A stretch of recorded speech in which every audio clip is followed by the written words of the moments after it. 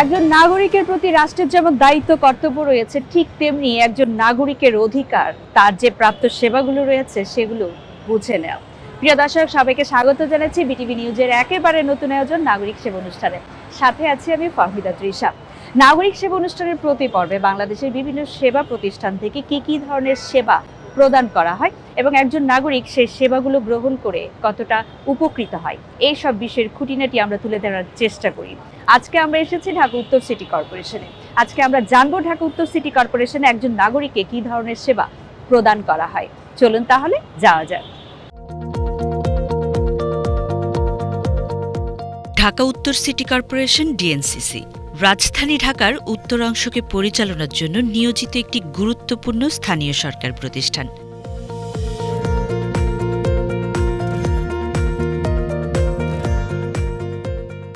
2011 সালে Dhaka city corporation বিভক্ত হয়ে গঠিত হয় ঢাকা দক্ষিণ ও ঢাকা উত্তর সিটি কর্পোরেশন।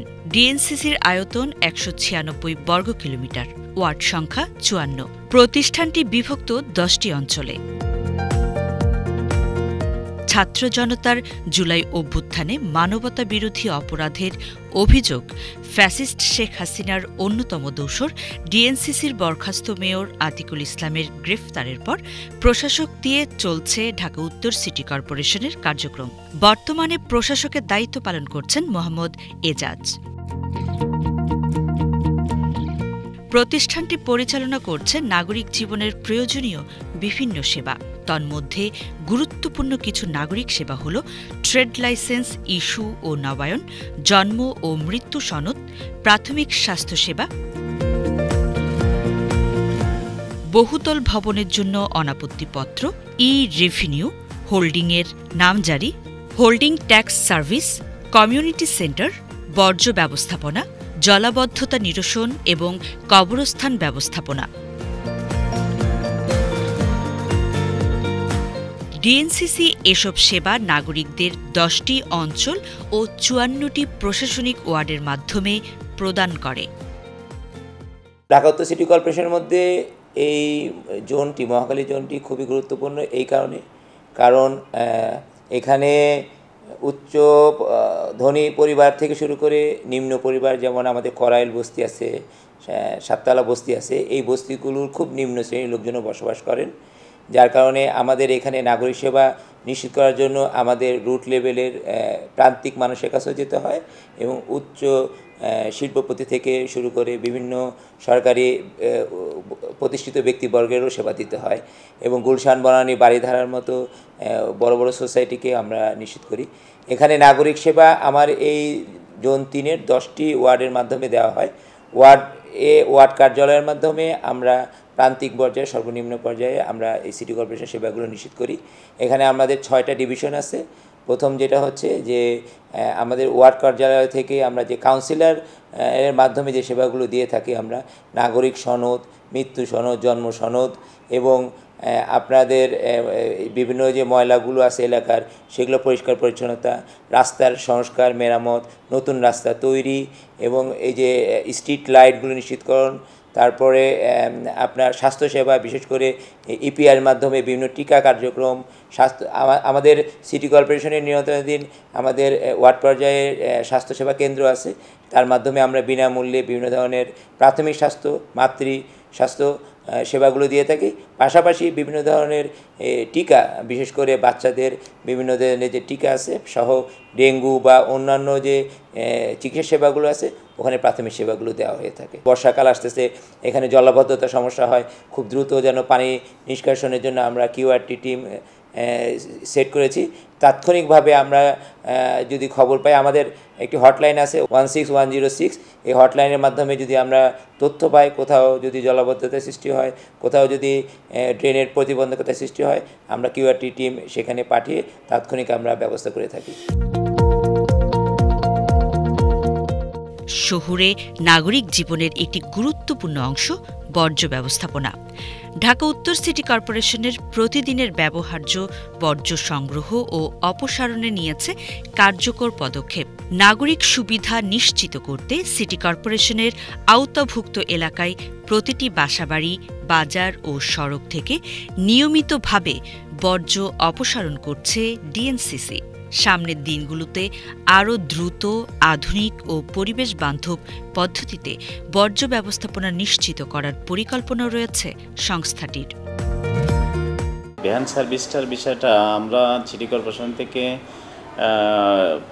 কিছু সংস্থাকে প্রাইভেটেশনে দেওয়া হয়। এটা টোটালি আমাদের সিটি কর্পোরেশনের অনুমোদন নিয়ে তারা কাজটা করছে।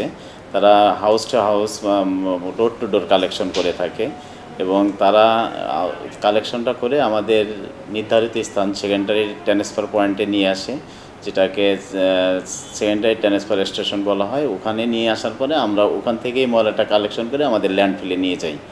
ল্যান্ডফিলে নেওয়ার পরে মানে ওদের কাজটা হচ্ছে বাসাবাড়ি থেকে সেকেন্ডারি পয়েন্টে নিয়ে আসা, কিন্তু সেকেন্ডারি পয়েন্ট থেকে আমাদের কাজটা ল্যান্ডফিলে নিয়ে যাওয়া। ঢাকা নর্থ সিটি কর্পোরেশনের ল্যান্ডফিল আমিনবাজারে একটা ল্যান্ডফিল আছে, একটাই ল্যান্ডফিল। আর আমাদের সেকেন্ডারি ট্রান্সফার স্টেশন সেটা আমাদের প্রতিটি ওয়ার্ডে একটা করে, এবং আমরা চাচ্ছি আরও অতিরিক্ত করে বেশি করার জন্য।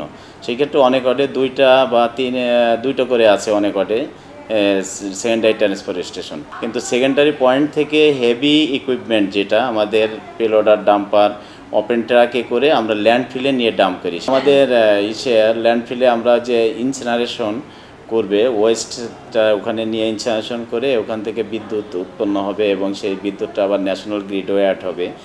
তো এরকম আমরা চায়নার সাথে একটা চুক্তি হয়েছে, এটা খুব দ্রুত এই কাজটা শুরু হবে।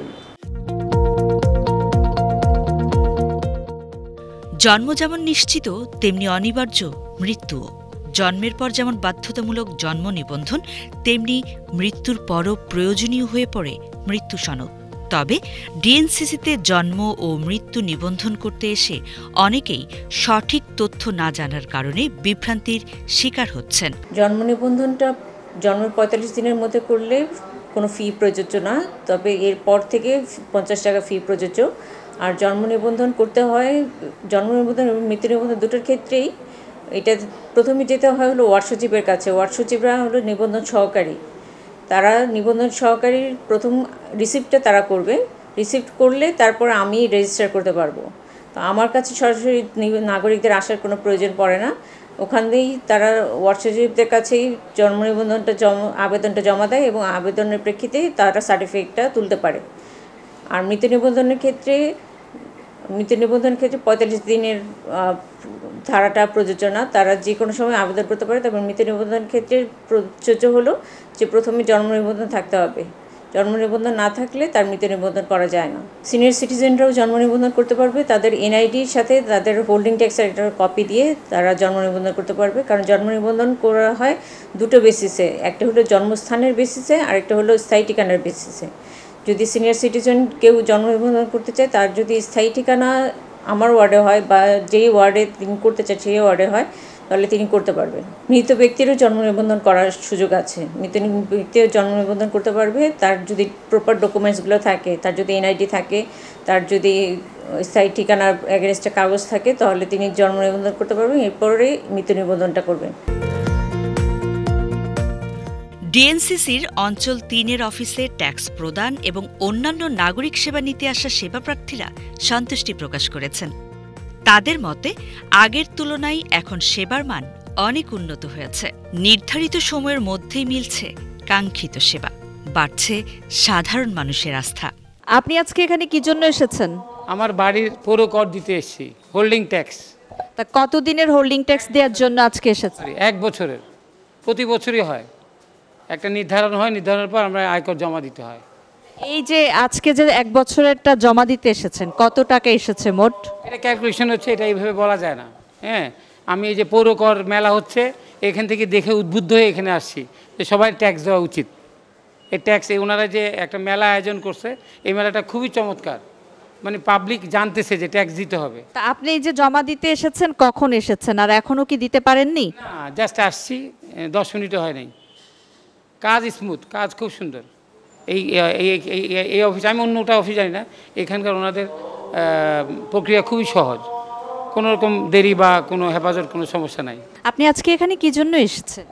অনলাইন কর পরিশোধের যে সিস্টেমটা আছে ওটা ব্যাপারে একটু জানতে এসেছিলাম। আপনি কি অনলাইনে কর পরিশোধ করার জন্য অ্যাপ্লাই করেছেন? না, আমি করেছি, কিন্তু কথা হচ্ছে যে ওই ভিতরে যে সফটওয়্যারটা মানে হ্যান্ডেল করার জন্য একটু সাহায্যের জন্য এসেছিলাম আর কি। ওইটা সাহায্য নেওয়ার জন্য আমি এসেছিলাম, জানার জন্য একটু। এসে আপনার কি মনে হচ্ছে যে আপনি যে সেবাটা নিতে এসেছেন সেটা কি স্মুথলি পেয়ে যাবেন, বা আপনার কি মনে হচ্ছে যে এসেই একটা মেন্টাল পিচের যে ব্যাপার আছে? না, এসে তো মনে হচ্ছে, অবশ্যই আমি জিজ্ঞেস করলাম যে কোথায় যেতে হবে, ওনারা সাথে সাথে আমাকে দেখা দিলেন, আমি কেবল এসেছি, যাবো এই আর কি। আপনি আজকে এখানে কি জন্য এসেছেন? আমি আমার হোল্ডিং ট্যাক্স দিব, তো এই কারণে আমার ট্যাক্সটা কত বর্তমান পর্যন্ত এটা জানতে আসছি। যদি হয় তাহলে আমি জেনে ট্যাক্সটা দেবো আর কি। এই হোল্ডিং ট্যাক্স কি প্রতি বছরই চেঞ্জ হয়? প্রতি বছর চেঞ্জ হয় না, এটা তো হওয়ার কথা 5 বছর অন্তর অন্তর যতটুকু জানি, কিন্তু হয়তো 2-3 বছর পর পর সরকার পরিবর্তন হলে আবার ট্যাক্সও পরিবর্তন হয়। এটার কোনো নাই, লিমিট নাই। গভর্নমেন্টের পরিবর্তনের সাথে সাথে ট্যাক্সও 10%, 20% এরকম বাড়তে পারে, এই অবস্থায়। আপনি কতদিন পরে হচ্ছে আজকে জানতে আসছেন? আমি 1 বছর পর আসছি জানতে, 1 বছর। তো এসেছেন কখন আজকে? এই আধা ঘন্টা হবে আসছি। এখানে লোক নাই, বসে আছি এই আর কি। লোক কোথায় গিয়েছে জানতে চেয়েছে? ট্রেনিংয়ে নাকি গেছে কোথাও জানি, এইরকম বলছে। তাহলে একজন সহকারী বললো যে আপনি একটু বসেন, আমার সমস্যাটা সমাধান করা যায় কিনা আমি দেখতেছি, এই আর কি। ট্যাক্স দিতে আসছেন, তো কতদিনের ট্যাক্স আজকে একবারে দিয়েছেন? 1 বছরের, 2024-25 অর্থ বছরের। কত টাকা এসছে? 4,59,000। 1 বছরের। এটা আসলে হোল্ডিং ট্যাক্স বলতে হচ্ছে মানে জমির পরিমাণ বা বাড়ির, একটু যদি ধরনটা বলেন। আমার হচ্ছে 5 তলা বিল্ডিং, 5 তলা বিল্ডিংয়ের প্রতি বছরে আমার হোল্ডিং ট্যাক্স আসতেছে 4,59,000 টাকা করে আসতেছে। আমি 1 বছরেরটা একসাথে পে করে দিই, কিস্তিতে দিই না আর কি। 1 বছরটা আমি টোটালি পে করে দিই। এটা কি হচ্ছে ক্যাশ দিয়েছেন না চেকের মাধ্যমে? পে অর্ডার মাধ্যমে, পে অর্ডার মাধ্যমে দেওয়া হয়েছে। মানে ট্যাক্স দিতে এসেছেন কখন, কত সময় অপেক্ষা করতে হয়েছে আপনাকে? 10 মিনিট অপেক্ষা করতেছিল, উনি নামাজে গেছিলেন, নামাজের পরে এসে আমার ইয়েটা রিসিভ করছে। আপনি তো প্রতি বছর এখানে এসে হোল্ডিং ট্যাক্সটা দেন। এই ঢাকা উত্তর সিটি কর্পোরেশনের এই অঞ্চল 3-এ যে আপনি সেবাটা নিচ্ছেন, এটা আপনার কেমন লাগছে? সন্তুষ্টি কত? আগের থেকেও একটু ভালো। আগে 2-3 বছর আগেও আমরা দেখতাম এখানে অনেক ঝামেলা থাকতো, অনেকক্ষণ ওয়েট করতে হতো, কিন্তু বিগত 2-3 বছর আসার পরে আমরা সেবাটা পাচ্ছি এখন নিয়মিতই। এই যে কোনো ওয়েট করতে হচ্ছে না, কোনো ঝামেলাও পোহাতে হচ্ছে না আমাদের।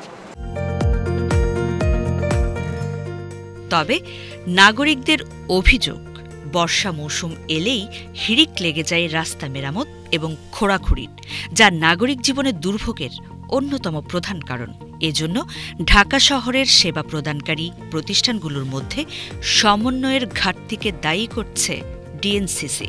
কর্মকর্তারা বলছেন, তারা সরকারের সংশ্লিষ্ট সকল বিভাগের সঙ্গে সমন্বয় রেখে কাজ করার চেষ্টা চালিয়ে যাচ্ছেন। সিটি কর্পোরেশনের যে বিভিন্ন ঢাকা শহরে ইউটিলিটি প্রোভাইডার সংস্থা আছে, ঢাকা ওয়াসা, ডেসা, ডেস্কো, তিতাস, অন্য অন্য যে ফাইবার অ্যাট হোম বা যারা নেটওয়ার্কিং করে, তাদের সাথে কিন্তু আমাদের একটা সমন্বয় সভা হয়ে থাকে। বিশেষ করে তাদের রোড কাটিং পারমিশন দেওয়ার আগে আমাদের প্রধান নির্বাহী কর্মকর্তা মহোদয়ের সভাপতিত্বে একটা মিটিং হয়। এটা ওই মন্ত্রণালয় থেকে যে আমাদের একটা খনন নীতিমালা আছে, এটা ওয়ান স্টপ সেল, ওখান থেকে ফিক্স করা। এটা আমাদের ওই কমিটির আহ্বায়কটা হলো আমাদের প্রধান নির্বাহী কর্মকর্তা। তো ওনার সভাপতিত্বে আমাদের মিটিংটা হয়। ওই মিটিংয়ের মাধ্যমে ওনাদেরকে খননের পারমিশনগুলো দেওয়া হয় আর কি। আর যখন আমরা একটা রাস্তার নিয়ে থাকি, কোনো প্রজেক্ট নিয়ে থাকি রাস্তা উন্নয়নের বিষয়ে, ওখানে আমাদের পাইপ নর্দমা, রাস্তা উন্নয়ন, ফুটপাথ করা থাকে, ওটা যখন আমাদের প্রকল্পটা গ্রহণ করা হয়, তার আগে যখন আমরা প্ল্যানটা করি, তার আগে আমরা সকল সংস্থাকে, আমরা আমাদের নির্বাহী প্রকৌশলী পর্যায়ে থেকে এবং আমাদের প্রধান নির্বাহী কর্মকর্তা মহোদয়ের সিগনেচারে সংস্থা প্রধানদের কাছে আমরা এটা আমাদের ওয়ার্ক প্ল্যানটা পাঠিয়ে দিই। সেটা আমাদের হার্ড কপি, কাজের নাম এবং আমাদের জিআইএস বেসিস যে আমাদের কেএমএল ফাইল আছে, ওটার মাধ্যমে যে আমাদের আগামী অর্থ বছরে এই প্রকল্পগুলো গ্রহণ করা হচ্ছে এই সব রাস্তায়। এর মধ্যে তোমাদের যদি কোনো খনন কাজ করা থাকে, তোমাদের কোনো ইউটিলিটি সার্ভিস তোমাদের দরকার হয়ে থাকে, সংরক্ষণের প্রয়োজন হয়ে থাকে, তোমরা এর মধ্যে নিয়ে নিতে পারো, যাতে আমাদের সমন্বিতভাবে একই সাথে আমাদের রাস্তা খোঁড়াখুড়ি কাজটা শেষ হয়ে যায়। অনেক সময় দেখা গেলো যে আমাদের কাজটা শেষ হলো, শেষ হওয়ার পরে ওনাদের পারমিশন চায়। ওই হ্যাসেলটা দূর করার জন্য আমরা নর্মালি তাদেরকে আগে চিঠি দিয়ে সমন্বয় সমাধান করে নিই আর কি। তারপর অনেক সময় দেখা গেলো যে আমাদের অর্থ বাজেট বরাদ্দের সাথে ওনাদের অর্থ বাজেট বরাদ্দের প্রকল্প গ্রহণের আগপিছ হওয়ার কারণে অনেক সময় হয়ে থাকে না। তারপর কিছু কিছু ক্ষেত্রে সমন্বয়গুলো হচ্ছে আর কি। ভবিষ্যতে আশা করি যে সমন্বয়ের যে ল্যাগিংসগুলো আছে সেটা আরও কমে আসবে। ডেঙ্গু মৌসুম সামনে, তবে মশা নিধনে সিটি কর্পোরেশনের ব্যবহৃত ঔষধের গুণগত মান ও কার্যকারিতা নিয়ে প্রশ্ন রয়েছে সাধারণ নাগরিকদের। ডেঙ্গু মশার ওষুধ দিচ্ছে, কিন্তু সেই ওষুধ কি সঠিক কিনা সেটা তো আর আমরা বুঝি না। ওষুধ দিতে দেখি, কিন্তু ডেঙ্গু মশার তো প্রাদুর্ভাব আর কমে না, মশা তো উৎপত্তি হচ্ছে। খোলা ড্রেনগুলোতে ওষুধ দেওয়া প্রয়োজন। ফিল্ডে যারা এই মশা নিধনের জন্য যে মেডিসিনটা নিয়ে আসেন, আমরা মাঝে মাঝে দেখি তারা আসে কাজ করার জন্য, কিন্তু তারা যে মেডিসিনটা এখানে দেয় সেই মেডিসিনটা আসলে কার্যকারিতা কতটুকু, এখানে যে রিকগনাইজেশন থাকে সেগুলো আসলে পার্সেন্টেজ হিসাবে যদি অফিস থেকে চেক করে দেওয়া হয়, সেটার মানটা আসলে ফিল্ড পর্যায়ে আসা পর্যন্ত সেখানে আসলে ঠিক থাকে কিনা, এটা তদারকির জন্য আসলে একটা টিম রাখা দরকার। আপনারা আজকে এখানে আসলে কি সেবাটা নিতে এসেছেন? এখানে আমি সেবা নেওয়ার জন্য আসছি তালাকনামা নেওয়ার জন্য আসছি। ঠিক আছে, আলহামদুলিল্লাহ ভালো সেবা পাচ্ছি, আগের চাইতে এখন অনেক ডেভেলপ। ঠিক আছে, তালাকনামা বলতে তালাকটা কি একটু যদি বিস্তারিত বলেন? এটা হলো তালাকনামা বলতে ওই যেটা ডিভোর্স লেটার আর কি, যেটা পাঠানো হয়েছে এইখানে কাজী অফিস থেকে এখানে পাঠিয়েছে, এখান থেকে আমরা মূল সনদটা নেওয়ার জন্য আসছি। এটা গুড, এদের সার্ভিস আগের চাইতে অনেক ডেভেলপ। ঠিক আছে, আমরা সন্তুষ্ট। এখন আমরা কথা বলবো ঢাকা উত্তর সিটি কর্পোরেশনের সেবা নিতে আসা একজন সেবাগ্রহীতার সাথে। আমরা জানবো তিনি আজকে এখানে কোন সেবা নেওয়ার জন্য এসেছেন। আপনি আজকে এখানে কোন সেবা গ্রহণ করতে এসেছেন? জন্ম সনদের এবং নাম্বারগুলো যে আগে তো ছিল 9 ডিজিট, এখন 11 ডিজিট হয়ে গেছে, ওটা একটু কারেকশনের জন্য। আমরা আজকে সারাদিন এখানে ঘুরে যেটা জেনেছি, আসলে এই ধরনের সেবাগুলো হচ্ছে সিটি কর্পোরেশনের যে অঞ্চলগুলো আছে সেই অঞ্চল অফিসগুলো থেকে দেয়া হয়। সো এখান থেকেও কি সেবা দেয়া হয়? এখানে আমার যেহেতু আমার ওয়ার্ড এটা 19 নম্বর ওয়ার্ড, সেই জন্য আসছি জানার জন্য যে এটা আমি এখন কোথায় গেলে করব। আগে এখানেই করেছিলাম গুলশান 2 থেকে, তো আমার বাসার কাছে এটা, তো সেই জন্য এখানে আসলাম যে এটা যদি কোনো কারেকশন বা আমাকে মহাখালীতে যেতে হয় তাহলে সেই ক্ষেত্রে সেখানে যাব। আচ্ছা, আপনার জন্ম নিবন্ধনটা যেটা, সেটা কি জন্ম সনদটা আপনার নিজের না পরিবারের অন্য কারো? আমার ছোট ছেলের। ওই জন্ম সনদটা দিয়েই কিন্তু আমি পাসপোর্টও করেছিলাম। পরবর্তীতে যখন আমি পাসপোর্ট রিনিউ করতে গেলাম, তো ওনারা আমাকে বললো যে এই নাম্বারে আরও 3 জনের জন্ম সনদ, তো আমাকে এটা কারেকশন করতে হবে। আর এখন যেহেতু 11 ডিজিট চলে আসছে, সুতরাং ওই নতুন নাম্বারে আমার এটা করতে হবে, কারণ আমার ছেলের পরীক্ষার সামনে, তো জন্ম সনদ দিয়ে পাসপোর্টটা করতে হবে। গ্রীষ্মের তীব্র তাপে অনেক নগরবাসী আক্রান্ত হচ্ছেন হিট স্ট্রোকে, আর এই ধরনের চিকিৎসা সেবায় ডিএনসিসির আওতায় রাজধানীর মহাখালীতে রয়েছে কোভিড ডেডিকেটেড হাসপাতাল। হিট স্ট্রোক সেন্টারটা আমরা যদিও আমাদের এই হসপিটালে ম্যানেজমেন্ট দেওয়া হচ্ছে, কিন্তু ঢাকা নর্থ সিটি কর্পোরেশনের ডেডিকেটেড 5টা অ্যাম্বুলেন্স রয়েছে। যদি তাদের 999 নাম্বারে ফোন করা হয় এবং অ্যাম্বুলেন্সের সহায়তা চায়, তখন তারা অ্যাম্বুলেন্স সার্ভিস দিয়ে থাকে। যদিও আমরা হসপিটালটা আমরা আলাদাভাবেই চিকিৎসা দিয়ে থাকি, কিন্তু এই সাপোর্টগুলো যে ancillary support, it is provided by DNCC. প্রথমে এটা কোভিড ডেডিকেটেড হসপিটাল ছিল, কিন্তু 2022 থেকে it is converted to dengue dedicated hospital also. আমরা এখন ডেঙ্গি এবং কোভিড-19-এর সাথে পাশাপাশি অন্যান্য ধরনের রোগেরও চিকিৎসা দিয়ে থাকি, যেরকম মেডিসিন, গাইনি, শিশু, চর্ম এবং হৃদরোগ। তো যেহেতু যে কোনো চিকিৎসা হইলে একটা হলিস্টিক অ্যাপ্রোচ। আমাদের ডেঙ্গু হইলেও যে কোনো ধরনের কমপ্লিকেশন যদি হয়ে থাকে, আমাদের জন্য ডেডিকেটেড আইসিইউ রয়েছে ডেঙ্গি, ডেডিকেটেড আমাদের ওয়ার্ড রয়েছে মেল ফিমেলের জন্য, এবং চাইল্ডদের জন্য আলাদা আমাদের ডেডিকেটেড ওয়ার্ড রয়েছে। তো আমরা এছাড়াও আমাদের একটা খুবই ওয়েল অর্গানাইজড ট্রায়াল সিস্টেম রয়েছে, যেটা আমার ধারণা এই বাংলাদেশের মধ্যে একটা ইউনিক। আমার জানা মতে কোথাও কোনো হসপিটালে এই ট্রায়াল সিস্টেম রয়েছে কিনা আমার এখন পর্যন্ত জানা নেই। এইখানে আসলে ইমার্জেন্সি মতো এখানে প্রথমে আমাদের শর্টিং করা হয় যে রুগীটা কি আসলেই সিরিয়াস নাকি আউটডোর চিকিৎসা দিলেই ভালো হয়ে যাবে, কিংবা তাকে শুধু অবজারভেশন রাখার প্রয়োজন রয়েছে। যদি মনে হয় যে আউটডোর চিকিৎসা দিয়ে তাকে ভালো করা যাবে, তখন আমরা টেস্ট করে যদি পাই যে সে ডেঙ্গু পজিটিভ, তাকে আমরা বাসায় চিকিৎসা নিতে বলি। আর যদি বলি যে না, আমাকে 24 hours or like that we have to observe the patient, তখন we retain the patient in the trial room. তারপরে যদি পেশেন্ট ভালো না হয় এবং patient is deteriorating, then we shift them to ICU. তো আমি মনে করি যে ডেঙ্গু চিকিৎসার জন্যে আমাদের মোটামুটি সব ধরনের প্রস্তুতি এই হসপিটালে রয়েছে। নাগরিক সেবা নিশ্চিতে নাগরিকদেরও সচেতন থাকার তাগিদ সংশ্লিষ্টদের। ডিএনসিসির প্রশাসক মনে করেন, নগরবাসীর এ সচেতনতা বেশি জরুরি ডেঙ্গু প্রতিরোধে। অনেক সময় মশা নিধন কর্মসূচি কার্যকর না হওয়ার পেছনে কর্মীদের মশার ওষুধ ঠিকমতো না ছিটানোকেই দায়ী করছেন তিনি। ঢাকা উত্তর সিটি কর্পোরেশনের একটি বড় প্রায় 1,30,00,000 লোককে আমরা সার্ভিস দিই। এর মধ্যে অ্যাফ্লুয়েন্ট এরিয়া যেখানে আমরা অভিজাত এলাকা আছে, ঢাকার সবচেয়ে বড় বস্তিগুলো আমাদের মধ্যে, ঢাকার সবচেয়ে পিছিয়ে পড়া জনগোষ্ঠী আছে কিছু 18টি ওয়ার্ড, সেগুলো আমাদের মধ্যে। তো সুতরাং 3টা চ্যালেঞ্জ এখানের মধ্যে বড় আকারে কাজ করে। একটা হচ্ছে নাগরিক সুবিধাগুলোকে কন্টিনিউ রাখা, আবার অনেক জায়গা আছে যেখানে নাগরিক সুবিধার বিন্দুমাত্রও নাই, সেসব জায়গায় ইনফ্রাস্ট্রাকচার ডেভেলপমেন্ট করা, এটা একটা বড় চ্যালেঞ্জ। বিশেষ করে 18টি ওয়ার্ডে কিন্তু কোনো ড্রেনেজ নেটওয়ার্ক নাই, তো সেখানে জলাবদ্ধতা সারা বছর থাকে। বস্তি এলাকায় অবকাঠামো বলতে কিছু নাই, সেই জায়গায় এদেরকে তো আমরা শহরের নাগরিক হিসেবেও কিন্তু চিন্তা করি না। সুতরাং এগুলোর মধ্যেই আমাদেরকে আসলে একটা লিনিয়ার প্রোগ্রাম নিলে হয় না, যে সবার জন্য যদি একই সুবিধা আমরা চিন্তা করি তাহলে এটা ভুল হবে। তো সুতরাং যেখানে অ্যাফ্লুয়েন্ট এলাকা আছে সেই জায়গায় এক ধরনের নাগরিক সুবিধা আমরা দেখছি। সেসব জায়গায় তো মূলত হচ্ছে তার এই বর্জ্য ব্যবস্থাপনা, নিরাপত্তা এবং হচ্ছে ক্লিনলিনেস, ওয়েস্ট ম্যানেজমেন্ট, এগুলো আমরা ঠিকমতো করছি কি না, এটা একটা খুব গুরুত্বপূর্ণ, যেটা অনেক চ্যালেঞ্জিং। কারণ অগাস্টের পরবর্তীতে এক ধরনের হাত বদল হয়েছে, আপনারা জানেন। অনেক অনিয়মকে এখনও নিয়মের পর্যায়ে আনাটা একটা চ্যালেঞ্জের জায়গায় আছে, বাট আমরা গণশুনানি করছি, করে স্থানীয় পর্যায়ে কী কী ডিমান্ড আছে সেটা দেখে আমরা নাগরিক সেবাগুলো আসলে নিশ্চিত করছি। এটা হচ্ছে একটি। এবং যেটা আমরা করি যে দিনের 8টার মধ্যে সমগ্র ঢাকা শহরকে আমরা কিন্তু পরিষ্কার করে ফেলি। আবার 10টা থেকে 12টার মধ্যে আপনি ঢাকা শহরে চলবেন, দেখবেন যে ময়লা আর ময়লা, দ্যাট মিনস সবাই পাইকারি হালে কিন্তু ওই ময়লাগুলো আবার রাস্তার মধ্যে ফেলছেন। এখানে হকাররা আছেন, রাস্তাঘাটে যারা চলাফেরা করেন, সবাই কিন্তু এই কাজটি করে। তো সুতরাং বিহেভিয়ার পরিবর্তন না হলে এই সেবাগুলোও কিন্তু সাস্টেন করে না, 2 ঘন্টাও সাস্টেন করে না, এটা আমরা লক্ষ্য করছি।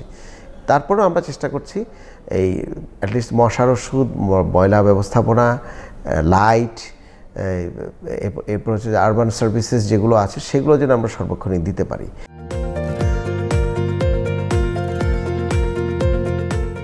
নাগরিকদের প্রাপ্তি আর অপ্রাপ্তির মাঝেই নিরলসভাবে কাজ করছে ঢাকা উত্তর সিটি কর্পোরেশন। নগর প্রশাসনের আন্তরিকতা আর নাগরিকদের সচেতন অংশগ্রহণেই গড়ে উঠবে কাঙ্ক্ষিত ঢাকা শহর।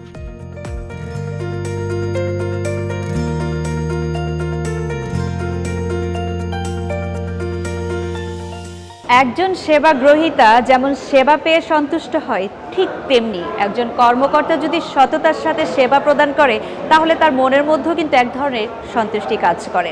ঢাকা উত্তর সিটি কর্পোরেশনে যে সকল নাগরিক বসবাস করে, ঢাকা উত্তর সিটি কর্পোরেশন থেকে তারা কী ধরনের সেবা পাচ্ছে, আজকে সারাদিন নাগরিক সেবা টিম তা তুলে ধরার চেষ্টা করেছে। আজকের মতো বিদায় নিচ্ছি নাগরিক সেবা অনুষ্ঠান থেকে। আমি ফাহমিদা তৃষা। দেখা হবে পরবর্তী পর্বে নতুন কোনো সরকারি অফিসের সেবা সম্পর্কিত তথ্য নিয়ে। সে পর্যন্ত সবাই ভালো থাকবেন, সুস্থ থাকবেন।